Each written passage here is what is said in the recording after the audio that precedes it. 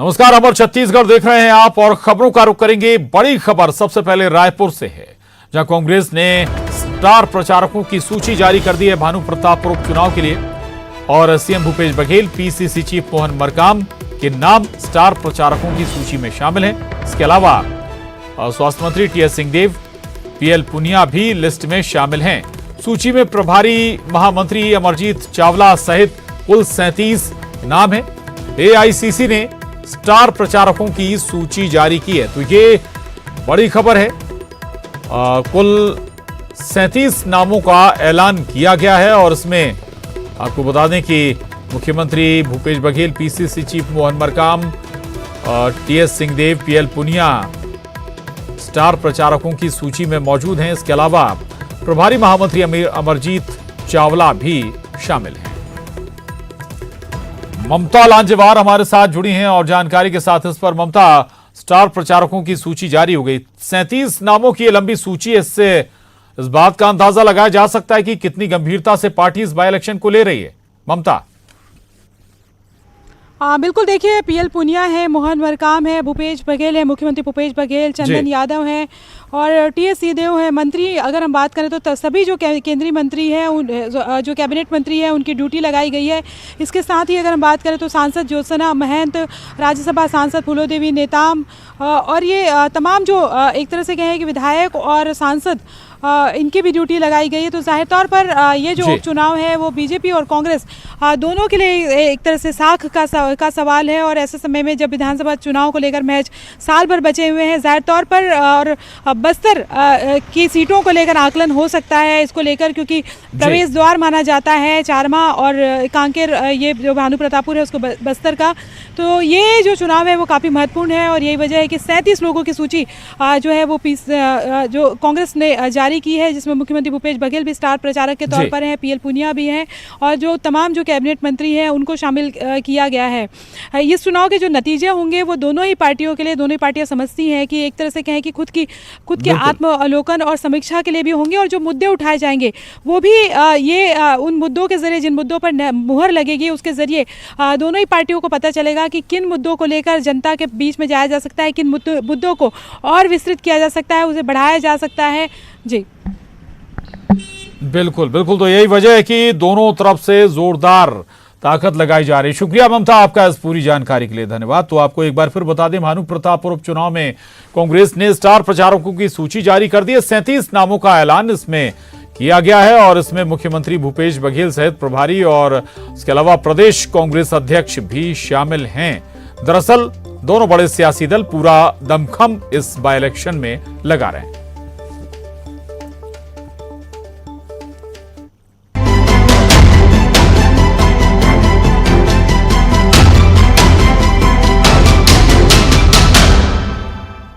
और रायपुर से बड़ी खबर है, सीएम का बीजेपी प्रदेश प्रभारी पर जोरदार हमला। ओम माथुर के लिए चुनौती है, वो कितने दिन टिकते हैं, ये कहा है मुख्यमंत्री भूपेश बघेल ने। अब तक बीजेपी ने 4 प्रभारी बदले हैं। ये इतना ही नहीं, बीजेपी में कोई प्रभारी नहीं टिकता है, ये कह रहे हैं सीएम भूपेश बघेल। तो ये बड़ी खबर है। दरअसल ओम माथुर नए प्रभारी बनाए गए हैं छत्तीसगढ़ के और इसी पर सीएम भूपेश बघेल ने निशाना साधा है। सीएम ने कहा है कि बीजेपी प्रदेश प्रभारी ओम माथुर कितने दिन रुकते हैं, ये सवाल है। सर, ये ओम माथुर बहुत आसानी के साथ कल कहा गया कि छत्तीसगढ़ हमारे लिए चुनौती है। क्या लगता है सर आपको, क्या वाकई में छत्तीसगढ़ उनके लिए चुनौती नहीं रहेगी? बिल्कुल सही बात कर रहे हैं, छत्तीसगढ़ उनके लिए चुनौती नहीं रहेगी, क्योंकि वो 4 बार अभी तक के प्रभारी बदल चुके हैं। चुनौती उसके अंदर है कि वो कितने दिन रहते हैं, क्योंकि पुरंदेश्वरी और उसके बाद और लोग, फिर उसके बाद और अब उसके बाद ओम माथुर जी, तो वो उनके लिए चुनौती ये है कि कितने दिन। और मुख्यमंत्री भूपेश बघेल ने एक बार फिर से बीजेपी पर जोरदार हमला करते हुए कहा है कि जिस तरह से मतदाताओं को प्रभावित करने की कोशिश विपक्ष कर रहा है वो ठीक नहीं है। भानु प्रतापपुर उपचुनाव में बीजेपी प्रत्याशी ब्रह्मानंद नेताम पर लगे आरोपों को लेकर सीएम ने कहा कि गंभीर आरोपों को लेकर भी जिस तरह से बीजेपी विवादित बयान दे रही है वह हास्यास्पद है। रमन सिंह मुसवा और बघवा वाले बयान पर भूपेश बघेल ने कहा कि पिछले विधानसभा चुनाव में जनता ने साफ कर दिया है कि कौन बघवा और कौन मुसवा। ब्रह्मानंद जी के बारे में बात कर रहे हैं कि ये आरोपी है, बच्चे के रेप के आरोपी हैं, नाबालिग के। तो भारतीय जनता पार्टी ने कहा कि ये षड्यंत्र है कांग्रेस का। अभी अब मीडिया के माध्यम से पता चला कि जो पीड़िता है उसका नाम उजागर कर दिए हैं, उसके खिलाफ कार्रवाई करेंगे। ये दोनों बात विरोधाभास नहीं है, दोनों बात पूरा विरोधाभास है। एक तरफ कहते हैं वो षड्यंत्र है, दूसरे बोलते हैं कि पीड़िता का नाम आपने उजागर कर दिया। इसका मतलब ये है कि आपने स्वीकार कर लिया कि ब्रह्मानंद नेताम वो नाबालिग के बलात्कार के आरोपी हैं।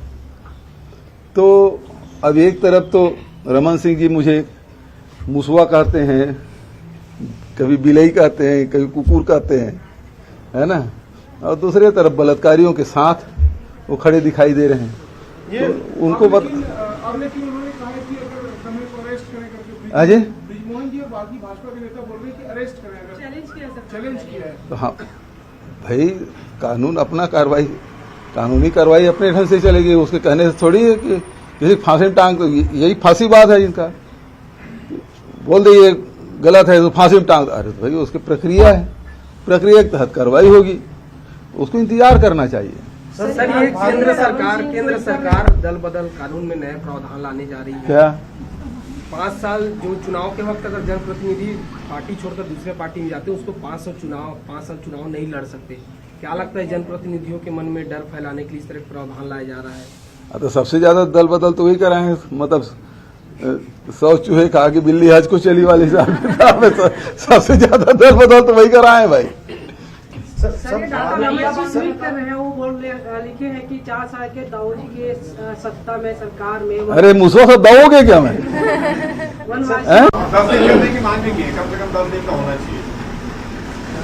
ये आज तक एक कोई विशेष सत्र 10 दिन का हुआ है क्या पूरे देश में? अब उनको मीडिया में स्पेस चाहिए तो कुछ न कुछ बोलेंगे ही। और जहां तक के सरकार पूरी जिम्मेदारी के साथ क्वांटिफाइबल डाटा के लिए कमीशन बनाया, उसकी रिपोर्ट लगातार हम लोग देखे, अधिकारी लोग उसको देख रहे हैं, तो उस पर शक नहीं करना चाहिए। ये उनकी तरह हम लोग नहीं कर रहे हैं कि चुनाव के समय राशन कार्ड बनाओ और चुनाव के बाद राशन कार्ड काटो। ये काम नहीं हुआ। हमने राशन कार्ड बनाया, वो आज तक चल रहा है, उसमें कहीं कोई शिकायत नहीं। और नाम वापसी के अंतिम दिन 14 लोगों ने अपना नामांकन वापस लिया। इसके बाद कांग्रेस की सावित्री मंडावी और बीजेपी के ब्रह्मानंद नेताम सहित कुल 7 उम्मीदवार मैदान में रह गए हैं। इस उपचुनाव के लिए 5 दिसंबर को मतदान होना है। भानु प्रतापपुर विधानसभा उपचुनाव में नाम वापसी के बाद 7 प्रत्याशी चुनावी मैदान में रह गए। मुख्य मुकाबला कांग्रेस और बीजेपी उम्मीदवार में ही रहने की संभावना है, लेकिन सर्व आदिवासी समाज के प्रत्याशी की भी बड़ी भूमिका रह सकती है। भानु प्रतापपुर विधानसभा चुनाव के निर्वाचन अधिकारी सहित सुमित अग्रवाल ने 7 प्रत्याशियों को चुनाव चिन्ह आवंटित कर दिए हैं। नाम वापसी के अंतिम दिन आज 14 लोगों ने अपना नामांकन वापस ले लिया। इसके बाद कांग्रेस की सावित्री मंडावी और बीजेपी के ब्रह्मानंद नेताम सहित कुल 7 उम्मीदवार अब मैदान में बचे हैं। इस उपचुनाव के लिए 5 दिसंबर को मतदान होना है। 8 दिसंबर को मतगणना के बाद नए विधायक का नाम सामने आ जाएगा। कांग्रेस और बीजेपी उम्मीदवार के अलावा गोंडवाना गणतंत्र पार्टी के घनश्याम जूरी, पूडो अंबेडकर राइट पार्टी के शेरलाल और राष्ट्रीय जनसंघ पार्टी के हीरा नेताम, सर्व आदिवासी समाज के अकबर राम कोर्राम और निर्दलीय दिनेश कल्लो मैदान में रह गए। सर्व आदिवासी समाज के प्रत्याशी अकबर राम कोर्राम रिटायर्ड प्रमोटी IPS अधिकारी हैं। निर्वाचन कार्यालय के अनुसार उपचुनाव के लिए कुल 39 लोगों ने नामांकन दाखिल किया था। 18 लोगों का नामांकन रद्द हुआ है। भानु प्रतापपुर विधानसभा क्षेत्र में 1,95,678 मतदाता पंजीकृत हैं। उनमें से 1,01,491 महिलाएं और 95,186 पुरुष हैं। एक मतदाता थर्ड जेंडर के तौर पर भी रिकॉर्ड में है। मतदाताओं में 3,490 ऐसे मतदाता भी हैं जिनकी आयु 18 से 19 साल के बीच है। वे पहली बार अपना विधायक चुनने जा रहे हैं। इस क्षेत्र में 19 महिलाओं और 529 पुरुषों को सर्विस वोटर के तौर पर चिन्हित किया गया है। वैसे भानु प्रतापपुर विधानसभा उपचुनाव में बीजेपी उम्मीदवार ब्रह्मानंद नेताम के नामांकन को रद्द करवाने के लिए कांग्रेस सोमवार को दिन भर लगी रही, लेकिन सफलता नहीं मिली। कांग्रेस के प्रदेश अध्यक्ष मोहन मरकाम सोमवार को सुबह कांकेर पहुंचे। यहां उन्होंने भानु प्रतापपुर उपचुनाव के निर्वाचन अधिकारी सुमित अग्रवाल को लिखित शिकायत पेश की थी। उनका कहना था कि बीजेपी से उम्मीदवार बनाए गए ब्रह्मानंद नेताम के खिलाफ झारखंड में सामूहिक दुष्कर्म, पॉक्सो और अनैतिक देह व्यापार निषेध कानूनों के तहत मामला दर्ज है।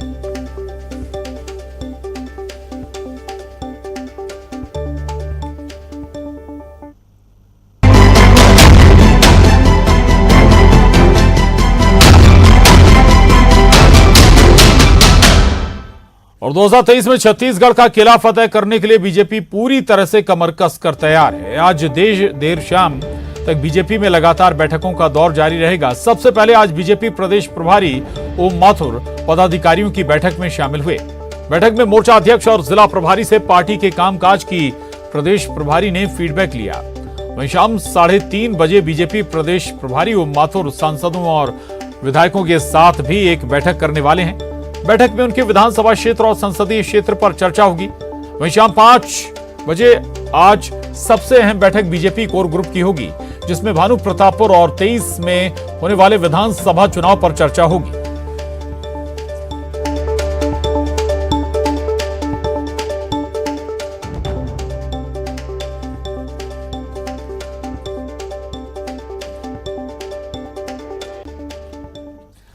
और इधर बीजेपी की बैठक पर कांग्रेस ने तंज कसते हुए कहा कि बीजेपी चाहे जितनी भी बैठकें कर ले, उसे ना तो छत्तीसगढ़ में कोई चुनावी मुद्दा मिलेगा और ना ही कोई नेता मिलेगा जो कांग्रेस को टक्कर दे सके। भारतीय जनता पार्टी जनता का भरोसा खो चुकी है। भारतीय जनता पार्टी का कोई भी ऐसा नेता नहीं है जो जनता जिनके ऊपर में भरोसा करे। तो नेतृत्व विहीन भारतीय जनता पार्टी के लिए ओम माथुर कितनी भी बैठकें कर ले, कुछ भी रणनीति बना ले, कोई फर्क नहीं पड़ने वाला है। भारतीय जनता पार्टी के पास में न नेता है न मुद्दे हैं। कांग्रेस की भूपेश बघेल की सरकार के द्वारा पिछले 4 साल में किए जा रहे जन कल्याणकारी कामों का मुख्यमंत्री भूपेश बघेल की छवि का मुकाबला करने के लिए भारतीय जनता पार्टी के पास में कोई भी नेता नहीं बचा है।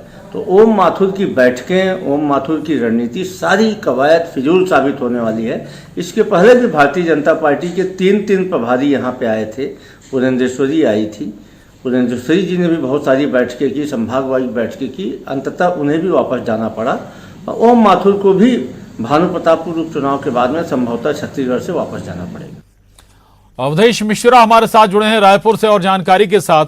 अवधेश, अमूमन बीजेपी में इतनी फ्रीक्वेंटली प्रभारियों की तब्दीली नहीं होती है, किसी भी राज्य में हो, लेकिन छत्तीसगढ़ में वो होता हुआ नजर आ रहा है। ओम माथुर की बड़ी क्षमताएं हैं, बड़े राज्यों में वो जिम्मेदारी निभा चुके हैं, लिहाजा बीजेपी भी जानती है कि बहुत बड़ी चुनौती है। लेकिन ये बताइए कि बैठकें चल रही, क्या रणनीति बन रही है, कैसे चुनौती देगी कांग्रेस को बीजेपी? बिल्कुल, देखिए 2018 में बीजेपी विपक्ष में आने के बाद से लगातार जो चुनाव में हारती गई, उसके बाद केंद्रीय बीजेपी ने एक प्रयोग किया कि क्यों न प्रभारियों में बदलाव किया जाए। और अंततः जो बीजेपी के सीनियर लीडर है ओम माथुर, उन्हें प्रभारी बना के यहाँ पे भेजा गया।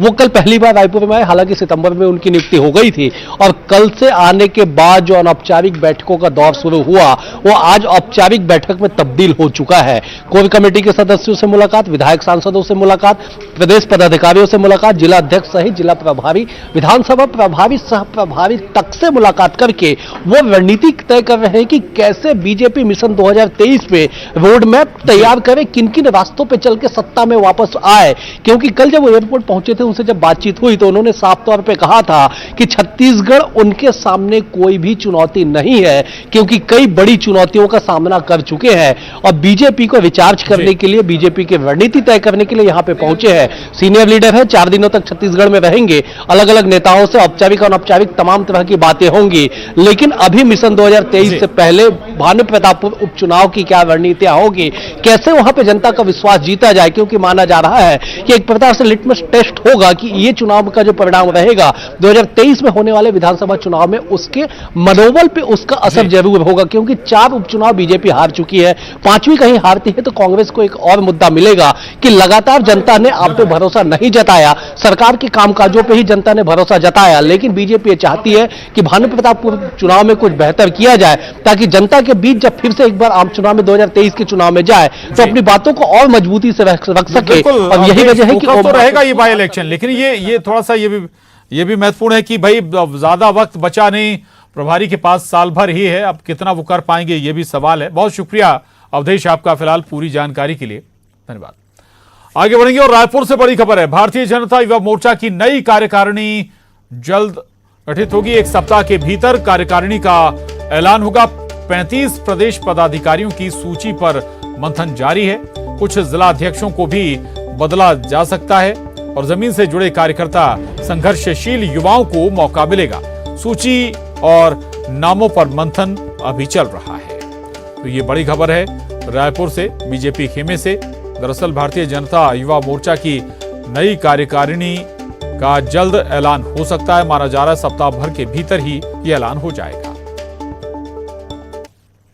पश्चात में सरगुजा और दुर्ग से कुछ जिलों का प्रवास किया है मैंने। प्रवास के पश्चात हम टीम जल्दी घोषणा करने वाले थे, लेकिन बीच में दीपावली त्यौहार आ गया, फिर महतारी हुंकार रैली के पश्चात जसपुर का एक बड़ा कार्यक्रम, ऐसे करके सभी लोगों के साथ बैठ के बातचीत हो रही है। निश्चित ही हम एक सप्ताह के अंदर टीम को जल्दी से घोषणा करें। आप जानते हैं भारतीय जनता पार्टी का नाम लेते ही आंदोलन की बात आती है। भारतीय जनता पार्टी आंदोलन करने वाली पार्टी है, तो आपको निश्चित ही आंदोलन करने वाले चेहरे, जमीन से जुड़े चेहरे, और संगठन चलाना है तो सब प्रकार के समन्वय की आवश्यकता होती है। ऐसे सब प्रकार का समन्वय। और क्वांटिफाइबल डेटा आयोग की रिपोर्ट पर नेता प्रतिपक्ष नारायण चंदेल ने कहा है कि सरकार ने 1 और 2 दिसंबर को विशेष सत्र रखा है। ऐसे में सरकार को चाहिए कि वो आयोग की रिपोर्ट सदन के पटल पर रखे। चंदेल ने कहा कि मैंने फिलहाल आयोग की रिपोर्ट को पढ़ा नहीं है, लिहाजा अभी इस पर कुछ भी नहीं कहूंगा। वहीं आरक्षण के मुद्दे पर कहा कि छत्तीसगढ़ी में एक कहावत है कि चोर ला कहे चोरी कर, साव ला कहे जागत रही बे। क्वांटिफाइबल डेटा आयोग की रिपोर्ट।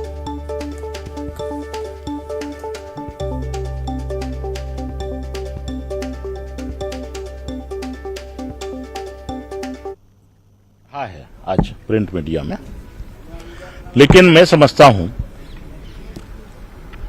कि छत्तीसगढ़ सरकार ने 1-2 दिसंबर को विधानसभा का विशेष सत्र बुलाया है।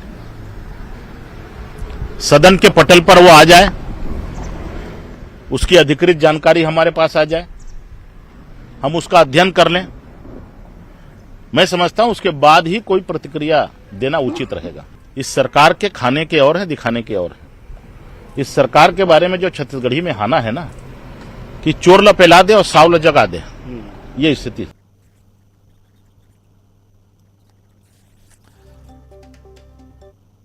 और अब बात करेंगे चमत्कार को नमस्कार की। खबर कांकेर के अन्नपूर्णा वार्ड की है, जहां लोगों ने यह वाह फैला दी कि अन्नपूर्णा वार्ड के एक मंदिर में नंदी महाराज दूध पी रहे हैं। ये खबर इलाके में आग की तरह फैली और मौके पर बड़ी संख्या में लोग मंदिर में जमा हो गए। जिसे भी मौका मिला वो दूध और पानी पिलाने नंदी महाराज को जुट गया। विज्ञान पहले भी ये साफ कर चुका है कि इस तरह की घटनाओं का चमत्कार से कोई लेना देना नहीं है। बावजूद इसके लोग अंधविश्वास में पड़कर इस तरह की खबरों को चमत्कार से जोड़ देते हैं।